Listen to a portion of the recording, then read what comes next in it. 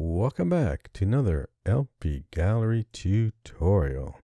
Today, we're going to be using two peeling paint image backgrounds, and we're going to be applying text to it to make it look like the text is part of the peeling paint background. This is something that's commonly done in Photoshop, but it's something that's fairly simple to do in PowerPoint. So we're going to start off with one that's fairly flat like this. So you can see we have some tears in here. This one's going to be fairly easy to put a nice peeling text background into that. And then we're going to do one that's a little more rough like this. Okay, so we're going to take this one and we're going to do basically the same thing. The techniques are done exactly the same way in both of these. And when we're done, it should look like the text is actually part of the image. Okay, so that's our goal. So let's get started. Okay, just to save a little time, I already typed my text. We'll just use the words peeling paint. And I'm going to go to my format, I'm going to go to my text effect, and I want to turn it into word art. So go to transform, turn it to word art, and I'm going to change the font. I'm going to go to home, and I'm going to use a font called Berlin Sans. Now I like Berlin Sans because the letters aren't straight. They have a little bit of a curve to all of them, and that really emphasizes or adds to the idea of the peeling paint text. Okay, so next thing to do is stretch this out. Now I want this to be tall, but I don't want it to be so tall like this. Now, how part of this effect is going to work is that we're going to be cutting the text that goes off the peeling paint here. So anything that's not directly on this solid peeling paint part here is going to be cut off.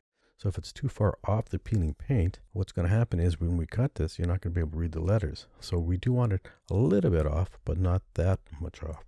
So maybe a little more down. Something like that looks pretty good. I want to have it come off the bottom a little bit. I think that looks pretty good. Okay, I'm going to just give it a color. For now, I'll just use this dark red. Looks pretty good. Okay, so I'm going to duplicate this. Now, what I'm going to be doing next is taking a copy of this background and pasting it into the text. Okay, so I'm going to click on the background. I'm going to copy it. Now, it has a black border, but that's not going to be a problem. You're not going to see the black border. So I'm going to copy that. I'm going to click on this, and I'm going to go to my text options because it is text, and we're going to go to the fill options here. I'm going to say picture texture. You get your default. I'm going to say clipboard, and I'm going to tile it, and just for now I'm going to say center. So I want it to be centered in there. Okay, now I'm going to put an outline on it so you can see what's happening there. Okay, so what you do, of course, is you line it up. Okay, now you can see as we centered it, it went a little lower than I wanted. Okay, I want more of the folds into this text part here. So what I'm going to do is go to my Y, I'm going to spin it up. What that does is move the image in the actual text downwards. So if I spin it up, you can see what it's doing there. So I can see a little bit of the folds happening there. That looks good. Now all I have to do is line it up again. And again, if you're having trouble lining up, just look for key marks, like areas like this. You can see this part is clearly right here. So, or this part here. Right here is clearly right there. So if you're having trouble lining it up, just find those key areas. Okay, something like that looks pretty good. Looks like it's pretty lined up. So we have it going a little bit off. I think I like that. Okay, so let's move the line. And I'm going to take this, bring it down. And what I'm going to do is align these two. And I'm going to make the top one here. This top color, I'm going to make it transparent. I want the background showing through. Now you might say, why not just make this transparent like this? Why not just do this, make it transparent, and kind of be done with it? Now there is a difference. If we do this and cut it out, you can still see the background through it, but we're going to be adding more effects. And if we just use a transparency in text like this, the effect won't work very well.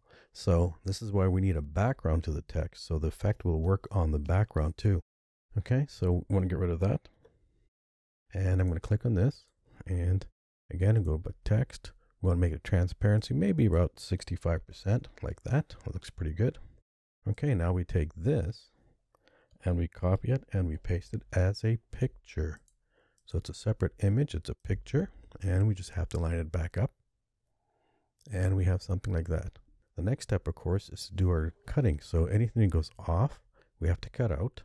And of course, these right here, these tears in here, they have to be cut out. And that's really where most of the magic comes. So when you start cutting these things out, you'll be amazed how this actually really looks at that point like it's part of the image. So cutting out is very important, but you don't have to be precise. So if you're kind of new to this, don't worry about it. Just do the best you can. You don't have to be precise when we're cutting out. Now to do our cutting, we're going to use the little scribble tool right here. So we're going to click on that. Now, if you're not used to actually cutting things with the scribble tool, all you do is kind of draw shapes. So you start at the edge right here, and you just draw, move it around, and it doesn't have to be perfect, and you have to go around like this and close it. Simple as that. Then you click on the text, you click on the shape, you go to Format, Merge, and you subtract. You can see already it's starting to look pretty good. Okay, so again, you go back, and you don't have to do a perfect job. It doesn't have to be perfect for this. Okay, now just remember, go around, come back. Now, if you're pretty good at this, you can just continue. You can just go back, grab the scribble, and just continue. And again, you don't have to be perfect on this. Okay, just go around and go up and around, just like that. Looks pretty good. And what I'm going to do is just continue with that. Okay, so again, if you're new to this, I would suggest just do one at a time and then do the merge and do the subtract and just keep going. If you're pretty used to this, then you can do a whole bunch in one shot, kind of like that. Okay, so I'm going to continue. So I'm going to speed this up, but you get the idea what we're doing.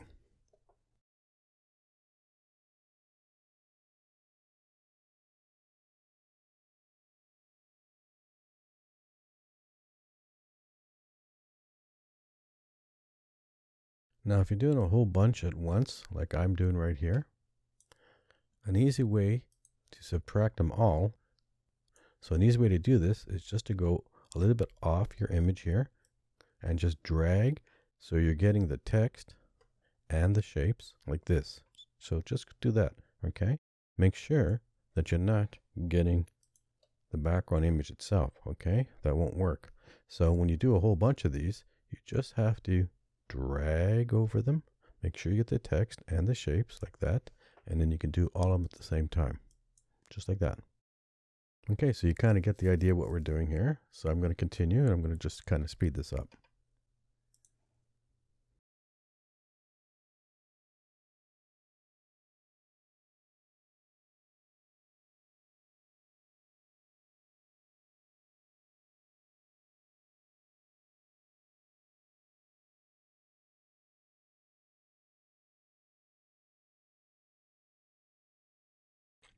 The next part, of course, is to do the cracks that you see right here. Now, there's a lot of them, but the more you actually do, the more realistic it's going to look. And again, you don't have to be precise. Now, the first one I'm going to do is this one right here. So we have a bit of folded paint that's coming on top of the text. So I'm going to cut that one out first.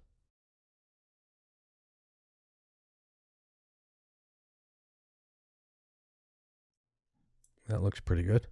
Okay, so again, I'm going to speed it up. So we're doing all the cracks on the inside. And again, the more you can do, the more realistic it's going to look. Now, you have to be precise on this. Just do as good a job as you can. Now, although we're zoomed in, when we zoom out, look at it in the actual slideshow, you're probably not going to notice any imperfections in this. So again, you don't have to worry about being so precise. Just do as many of these as you can and try to stick close to the actual shape if you can. Okay, so I'm going to start here and go around like this. Try to stick close to the shape, come back and do that. And I'm going to continue.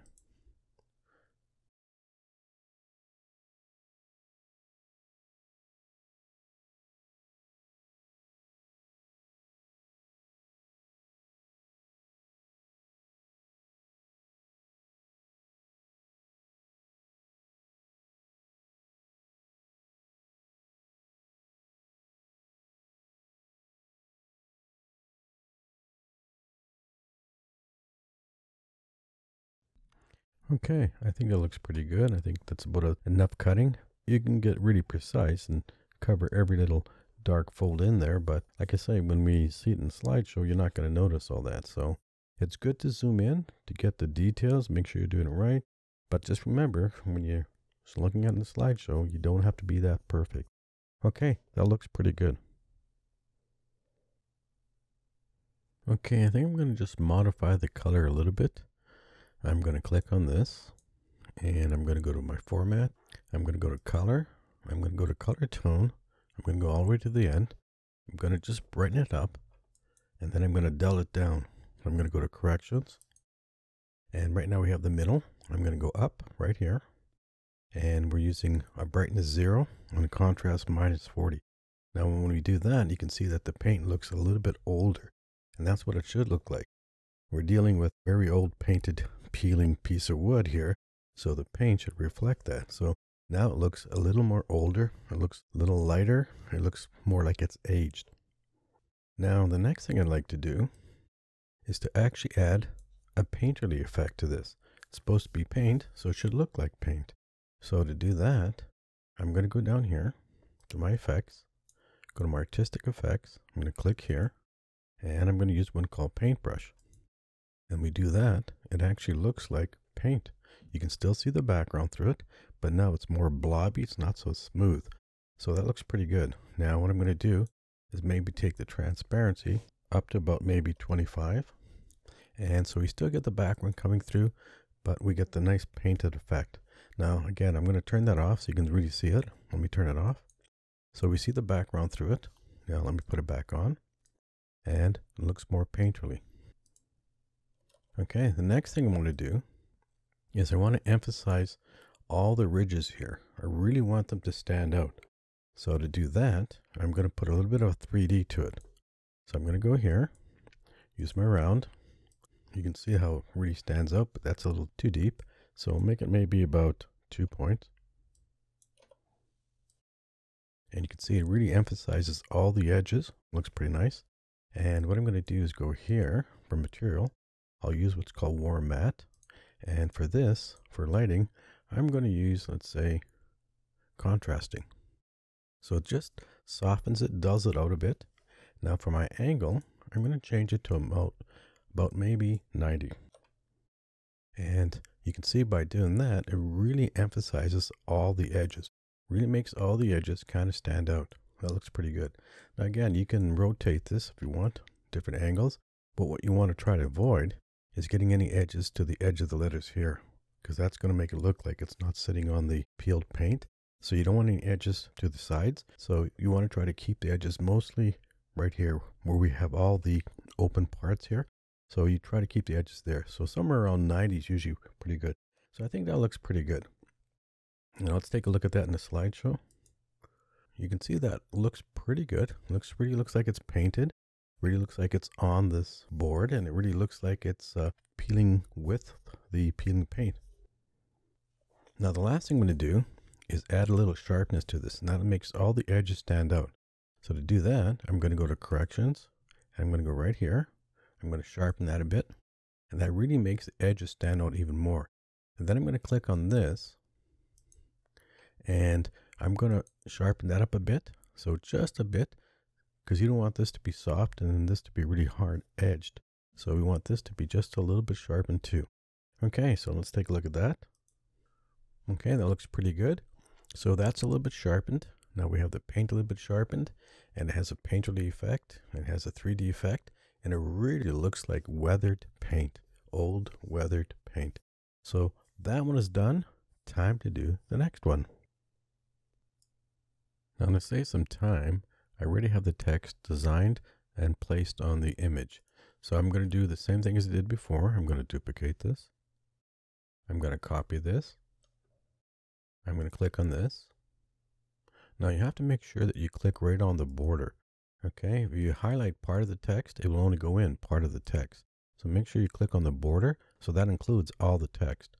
Okay, so we're going to go to text options, picture, texture, clipboard, and we're going to click the tile.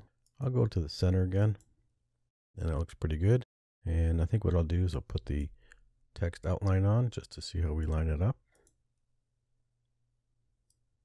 And again, so you got to look for some key areas here that you can line them up. That looks pretty good. Okay, so you take a look and see if you're happy with that.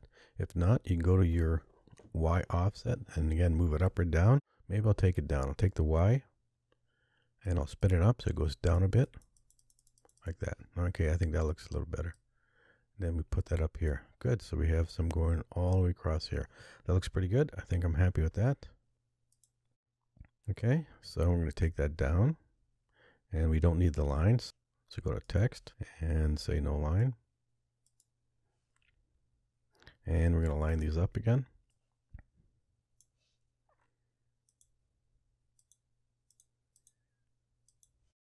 And I'm going to take the top one. Again, we'll make it transparent. About 65% again. And we're going to copy that. Paste it as a picture. And that goes back up here. And we just got to line them up. Looks pretty good. Let's get a little closer. And you know what we have to do next? We have to start cutting. Now, when you're looking for an image for this effect, you want to make sure you got an image that has peeling paint, but that has a lot of paint. You don't want to find an image where most of the paint is peeled off, because then, of course, you'd have to cut all that out and you won't be able to read the text. So you still want an image that still has a lot of paint in there. Okay, so we have to cut that out. Now you got the idea of how to cut this out, so I'm going to just speed this whole process up.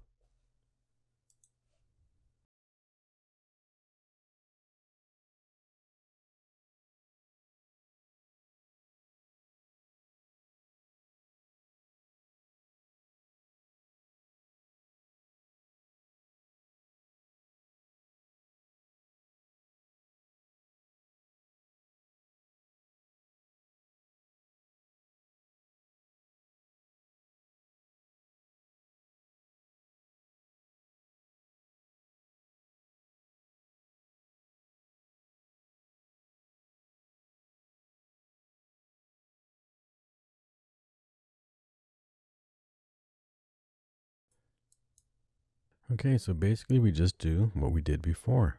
So I'm going to click on this, and I'm going to go to Format. I'm going to go to my color. I'm going to give it a little brighter color there. And I'm going to go to Corrections, and I'm going to dull it out a bit. Looks like that. And we're going to now go to Artistic Effects. Do the paint. Take it up to about around 25–30%. We have something that looks like that. Looks pretty good. And then we want to do the 3D again.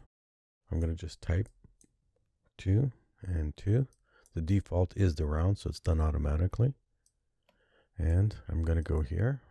Got our nice warm matte. This one, we have our nice flat. It looks pretty good. And at 90%, that looks pretty good. So again, it emphasizes our detail a bit. I kind of like that. We'll take a look at it in the slideshow. It looks pretty good. You can see where all the emphasis there, that 3D effect really makes all the edges kind of stand out good, like that. So we're going to click on this again, and we want to go to our corrections, and we're going to give a sharpness that really makes all that stands out, really blotches the paint up really, really good. Now we want to click on the background, and we want to make sure that's just a little bit sharper so that it kind of matches the paint part there, and that looks pretty good. So let's take a look at that. And I think that looks really, really good. It really looks like that paint is part of that background. Now we can still modify the colors. So if we click on our shape here, our text shape, we go to our picture and we go to picture color. We go to temperature. So right now you can see it's all the way over to the right. That's more to the red. We can drag it over. And you see we're going more to the blue. So you can get into purple and you can take it all the way to the blue. Now that'll probably be a little too light, so I'm going to take it a little more, maybe more to the purple, kind of like that. Let's take a look at that. And I think that looks pretty good. So again, you can modify the colors. So anyways, there it is.